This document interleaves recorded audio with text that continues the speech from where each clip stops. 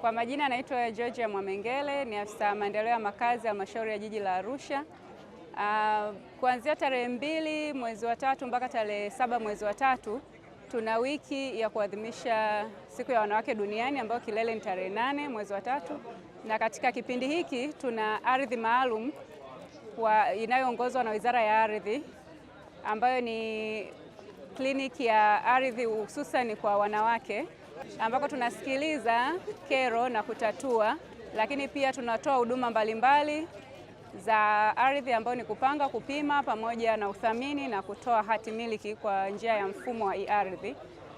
Tunawahamasisha wanawake wote, ikiwa ni wiki yao mahususi ya siku ya wanawake, lakini pia na wanaume wote kufika hapa katika viwanja vya ofisi ya mkuu wa wilaya ya Arusha, ambako huduma hizi zote zinapatikana chini ya mwamvuli mmoja.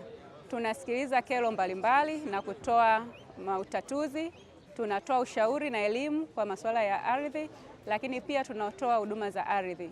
Karibuni kujipatia huduma hizi zote na kusikilizwa kero zenu na kupata hati miliki kwa mfumo wa dijitali wa e-ardhi.